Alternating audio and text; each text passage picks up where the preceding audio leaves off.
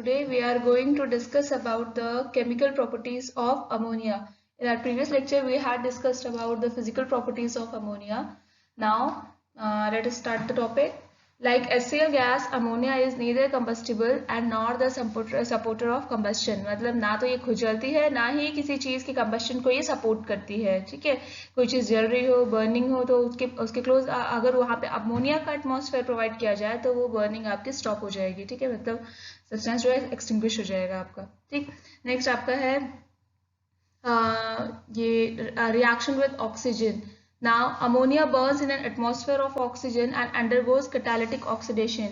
आपकी अमोनिया है, it burns in atmosphere of oxygen. अभी मैंने आपको बताया कि आपकी अमोनिया जो है वो neither combustible है nor the supporter of combustion है. बट अगर ऑक्सीजन के एटमॉस्फेयर में, बेटा एयर में ऑक्सीजन की प्रेजेंस सिर्फ 21% होती है, लेकिन अगर आपका ऑक्सीजन के atmosphere means excess of oxygen में, ठीक है, अगर ऑक्सीजन की एक्सेस की जाए तो और अमोनिया की बर्निंग की जाए तो आपकी अमोनिया ग्रीनिश येलो फ्लेम में बर्न करती है. And it also undergoes catalytic oxidation, और कैटलिस्ट के प्रेजेंस में भी ये ऑक्सीडाइज होती है. क्योंकि अगर आपके पास ऑक्सीजन का अमाउंट लिमिटेड है और आप चाहते हो कि अमोनिया का ऑक्सीडेशन हो तो आपको कैटलिस्ट प्रोवाइड कराना पड़ेगा.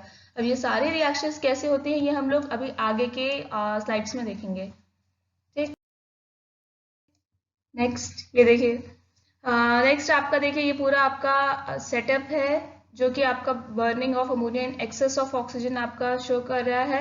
ठीक है, तो आप अगर आप यहाँ पे जो आपको ऑक्सीजन लेनी है वो आप एयर का यूज नहीं करना है, प्योर ऑक्सीजन का यूज करें, क्योंकि एयर में ऑक्सीजन की प्रेजेंस बहुत कम होती है, 21% होती है. तो यहाँ पे हम लोग ऑक्सीजन जो है हमारी प्योर ड्राई ऑक्सीजन है वो लेंगे. ठीक है, तो अब देखिए क्या है, यहाँ पे हमारे दो इनलेट्स हैं, दो ट्यूब्स हैं. ठीक है, एक है हमारी ट्यूब बी और दूसरी हमारी ट्यूब ए. तो हम लोग क्या करेंगे, देखिए ट्यूब ए जो है उसका वन एंड तो बाहर है जो कि आपके अमोनिया, जिससे अमोनिया पास की जाएगी, एंड जो सेकेंड एंड है इस ट्यूब का वो आपका यहाँ पे हम लोगों ने कॉटन और वूल की फिटिंग कर रखी है. ये सब्सटेंसेस आपके पोरस होते हैं जिससे कि आपकी ऑक्सीजन गैस जो है वो धीरे धीरे आपकी ऊपर की साइड जाएगी आपकी. ठीक है, मतलब ऑक्सीजन का एटमॉस्फेयर हमें एकदम से नहीं बढ़ाना है, हमें धीरे धीरे बढ़ाना है. ठीक, तो सबसे पहले हमने हमारी जो फर्स्ट ट्यूब है जिससे हम लोग अमोनिया पास करें, अमोनिया वाले ट्यूब देखिए आपका ये कॉटन या वूल की लेवल से ऊपर रखी है हमने. तो मतलब जो हमारा इनिशियल एटमॉस्फेयर होगा वो सिर्फ अमोनिया का होगा आपका. तो अब ट्यूब ए से अमोनिया गैस आपकी पहले पास की जाएगी, ऑक्सीजन पास नहीं की जाएगी उस टाइम. तो जब आपका अमोनिया का एटमॉस्फेयर होगा यहाँ पे और आपकी अमोनिया गैस अलोन बर्न की जाएगी तो ये आपकी बर्न होगी विद ग्रीनिश येलो फ्लेम. देखिए कलर में यहाँ पे शो हो रहा है.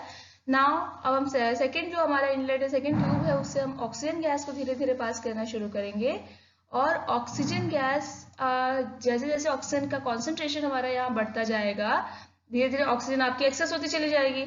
और ऑक्सीजन के प्रेजेंस में जब हम इसको जलाएंगे तो अब कैसी फ्लेम आएगी आपकी, ग्रीनिश येलो फ्लेम आएगी आपकी. ठीक है, और ये रिएक्शन आपकी कैरी आउट होगी, NH3 प्लस ट्राइसोफोर gives out twice of N2 plus 6H2O. तो मतलब नाइट्रोजन गैस लिबरेट होगी जिसकी वजह से आपका ग्रीनिश येलो फ्लेम आता है.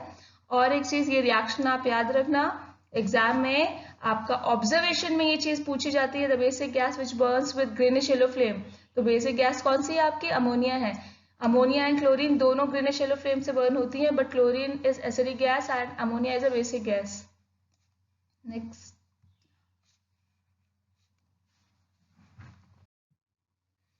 अब देखिए next is the burning of ammonia and oxygen. वही है अभी आपको जो बताया वो प्रोसीजर आप देख लीजिए क्या करते हैं हम इसमें. तो हम लोग का क्या है, pass dry ammonia gas through tube A. अभी मैंने बताया अगर आप ट्यूब ए से अमोनिया गैस पास करेंगे और उसको यहाँ नोजल के पास अगर अकेले सिर्फ अमोनिया को जलाएंगे तो आपका ये जो है कोई बर्निंग नहीं होगी, because ammonia is not combustible gas. ठीक है, तो बर्निंग नहीं होगी आपकी. Now next is pass oxygen through tube B. अब ट्यूब बी से जब आप ऑक्सीजन पास करोगे तो धीरे धीरे यहाँ पे ऑक्सीजन की कॉन्सेंट्रेशन बढ़ेगी. ठीक है, और उसके बाद जब आप रीइग्नाइट करोगे अमोनिया गैस को तो आप क्या ऑब्जर्व करोगे, आप देखेंगे कि पहले हमने अमोनिया गैस ट्यूब ए से पास की, हमने उसको अलोन बर्न किया, देन हमने ऑक्सीजन गैस पास की, देन हमने फिर से बर्न किया. तो हमने देखा कि dry ammonia gas which is pass through the ignition tube A and ignited alone, it does not burn.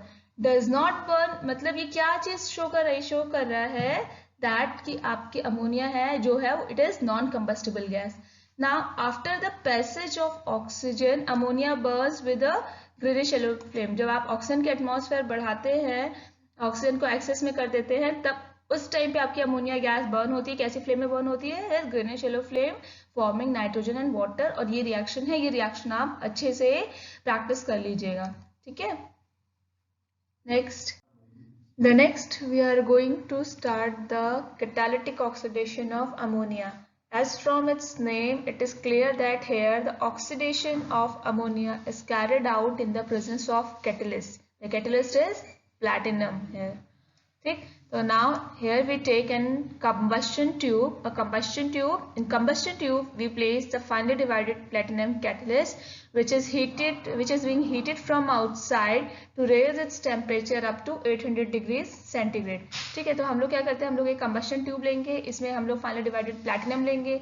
Finally divided हम लोग क्यों लेते हैं? फाइनली डिवाइडेड हम लोग इसलिए लेते हैं जिससे कि सरफेस एरिया इंक्रीज हो सके. और सरफेस एरिया अगर इंक्रीज होगा तो रेट ऑफ द रिएक्शन भी आपका इंक्रीज होगा. ठीक है. तो अब यहाँ पे हमने लिया finally divided platinum catalyst. Now बाहर से हम कंटिन्यूस हीटिंग दे रहे हैं. कितना टेम्परेचर में रेज करना है? Up to 800 degree centigrade. Then हम लोग का ये जो कंबस्शन ट्यूब है, ये आपका एक टी शेप ट्यूब से आपका इनलेट है. इसका टी शेप इनलेट है, इससे कनेक्टेड है. इस टी शेप इनलेट के एक एंड से आप ड्राई ऑक्सीजन गैस पास करेंगे एंड दूसरे एंड से आप ड्राई अमोनिया गैस पास करेंगे. ठीक है. नाउ ये गैसेस जब आपके इस हीटेड प्लेटिनम के कांटेक्ट में आएंगे, इसके ऊपर आएंगी, मतलब ये पूरा मिक्सचर अमोनिया और ऑक्सीजन का मिक्सचर जब आपका इस हीटेड प्लेटिनम के कांटेक्ट में आएगा, तो in the presence of platinum as a catalyst आपका नाइट्रिक ऑक्साइड बनेगी आपकी. ठीक है. Colourless gas nitric oxide. और ये colourless nitric oxide further oxygen के साथ कंबाइन करके, क्योंकि आपकी बहुत ज़्यादा स्टेबल नहीं होती है, बहुत इजीली ऑक्सीडाइज हो जाती है, तो ये फर्दर ऑक्सीजन के साथ कंबाइन करके brown coloured gas, nitrogen reddish brown gas होती है आपके, नाइट्रोजन डाइऑक्साइड बनाएगी. ठीक है. तो जो हमारी रिएक्शन है, देख लीजिए, रिएक्शन है हमारी अमोनिया और ऑक्सीजन के बीच की रिएक्शन है. In the presence of catalyst ammonia reacts with oxygen in the presence of platinum as a catalyst at 800 degree centigrade. क्या बनाता है आपका फाइनल प्रोडक्ट? आपका यहाँ पे मेंशन कर रखा है nitrogen dioxide plus water plus energy. तो ये रिएक्शन कैसी हो गई? एक्सोथर्मिक. क्योंकि रिएक्शन आपकी एक्सोथर्मिक है, इस वजह से सिर्फ इनिशियल हीटिंग दी जाती है. एक बार रिएक्शन स्टार्ट हो गया तो बाहर से हीट की सप्लाई कट ऑफ कर दी जाती है. And this reaction is also the first step in Oswald's process. Now Oswald's process क्या होता है? Oswald process is used for the manufacture of nitric acid. तो नाइट्रिक एसिड की मैन्युफैक्चर के लिए, इंडस्ट्रियल लेवल पे नाइट्रिक एसिड मैन्युफैक्चर करने के लिए, बनाने के लिए हम लोग Oswald's process का यूज करते हैं. जैसे इंडस्ट्रियल लेवल पे हम लोग अमोनिया बनाने के लिए Haber's प्रोसेस का यूज करते हैं. ठीक. नेक्स्ट. अब देखिए जो प्रोसेस अभी आपको बताया है वही चीज़ आपका यहाँ पे आपका थोड़ा डिटेल में. देखिए क्या करते हैं हम लोग dry ammonia and dry oxygen gas inlet से पास करते हैं इन रेशियो 1:2. मतलब अमोनिया का जितना पार्ट रहेगा उसका डबल आपका क्या रहेगा? ऑक्सीजन रहेगा. तो 1 part of ammonia and 2 part of, तो जस्ट जितना आप ले रहे हो रेशियो, देखिए 1:2 में ले रहे हैं, तो 1 पार्ट अगर अमोनिया का है तो जस्ट इसका डबल ऑक्सीजन रहेगा. इसको हम पास करेंगे इन इनलेट्स के थ्रू. कहाँ? कंबस्शन ट्यूब में. ठीक है. नाउ कंबस्शन ट्यूब में क्या है? The ammonia and oxygen mixture passes over heated platinum. ये पूरा मिक्सचर हीटेड प्लेटिनम के ऊपर से पास किया जाता है. हीटेड प्लेटिनम किस ट्यूब में है आपका? Combustion tube, which in heated state emits reddish glow. ठीक है. तो इस कंबस्शन ट्यूब में जो हमने प्लैटिनम रखा है, प्लैटिनम को क्योंकि हम बाहर से कंटिन्यूसली हीट कर रहे हैं, तो ये हीट आफ्टर बीइंग हीटेड ये कैसा आपका ग्लो एमिट कर रहा है? Reddish glow. मतलब बहुत लाल हो चुका है, टेम्परेचर इसका अराउंड 800 डिग्रीज तक पहुंच चुका है. ठीक है. और एक बार रिएक्शन स्टार्ट हो जाता है, आपको बताया, फिर उसके बाद हम लोग ऑक्सीजन इसकी हीट की सप्लाई कट ऑफ कर देते हैं. ठीक. Next observation. अब हमने ऑक्सीजन पास कर दिया, अमोनिया और ऑक्सीजन के मिक्सचर को इस इनलेट से पास कर दिया अपने कंबस्शन ट्यूब में, जहां पर कि आपका हीटेड प्लेटिनम जो कि रेडिश ग्लो एमिट कर रहा है आपका प्लेस्ड है. अब जब ये दोनों गैसेस आपका प्लैटिनम के ऊपर से पास होंगी तो आपको बताया मैंने, एक आपकी कलरलेस गैस आपको मिलेगी. कौन सी? Nitric oxide. क्योंकि नाइट्रिक ऑक्साइड बहुत इजीली ऑक्सीडाइज हो जाती है in the presence of oxygen. Oxygen तो हम सप्लाई कर ही रहे, सारी की सारी ऑक्सीजन तो यूज नहीं होगी, ऑब्वियस सी बात है. 100% रिएक्टेड्स तो रिएक्शन में यूज नहीं होते, तो आपकी नाइट्रिक ऑक्साइड बनने के साथ ही ऑक्सीजन के साथ कंबाइन होकर क्या बना देगी आपकी नाइट्रोजन डाइऑक्साइड। तो वही है, the colourless nitric oxide formed on oxidation gives reddish brown nitrogen dioxide. Nitric oxide is a colourless gas while nitrogen dioxide is a reddish brown gas. तो ये भी याद रखना, ऑब्जर्वेशन का क्वेश्चन है कि रेडिश ब्राउन एसिडिक गैस कौन सी है आपकी नाइट्रोजन डाइऑक्साइड। इसको इसके कलर से ही डिटेक्ट किया जाता है नाइट्रोजन डाइऑक्साइड।